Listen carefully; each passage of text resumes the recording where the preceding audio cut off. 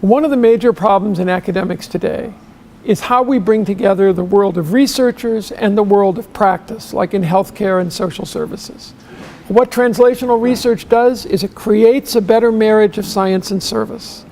It brings both practitioners and researchers together to create better solutions and creates evidence-based approaches to human problems. And so that's the fundamental aim of translational research, is to take basic knowledge, translate it into practical programs, rigorously evaluate those programs, and loop the knowledge back into the scientists who are creating the information. I do want to say, though, that one of the beauties of a translational research model is that it honors both basic research and practice. So instead of creating a false dichotomy between the exigencies of a laboratory and what people do in practice in real-world settings, it says these are both extremely valuable. These are both useful.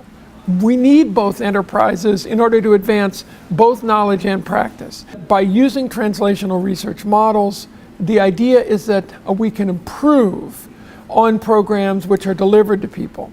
Equally important, that we can determine if programs that people may think work don't work, so we aren't wasting our money, or may even have harmful negative effects that we're not aware of.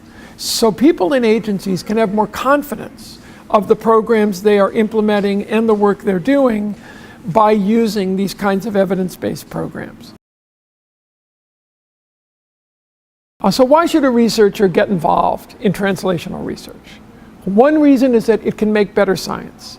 If you can test your concepts and models and theories in real-world settings, it helps you to gain scientific knowledge and see if they're really correct. Another reason is because a lot of scientists have an ethical and a moral agenda as well as a scientific one. And this lets them actually feel like they're making a difference in real-world settings and helping people solve human problems.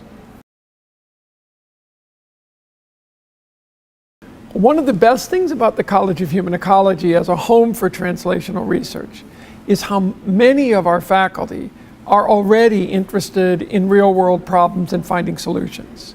So I would say at this point in the college, we have an extraordinary number of wonderful basic scientists. But almost all of those folks are also really interested in the implications of their work. I met Urie early on in my career, and there are two things I learned from him. The first one is he never turned down the opportunity to talk to practitioners or to talk to the public. He really felt that we as scientists had as much to learn from them as they had to learn from us. So he was a strong proponent of that relationship between research and practice and strengthening it. Also, his ecological model has influenced how a lot of us do research. He was really a translational researcher before the term was coined, arguing that we ought to do our research in real-world settings. So he's the perfect person for whom this center is named. It's an extraordinary opportunity right now to be stepping in as the director of the Bronfenbrenner Center, because we're at a critical juncture in American society. Precisely the problems that the Bronfenbrenner Center deals with are front and center now. Child welfare, aging, problems of youth. And those are exactly the problems that we deal with and have some good solutions for. Also, the idea of translational research has come into its own. So we can promote new models and methods and technologies for doing translational research. So I think that the center is poised to grow, it's poised to involve more people and more disciplines, and to improve its outreach capabilities. So I think it really has a spectacular future right now, and it's building on a phenomenal base.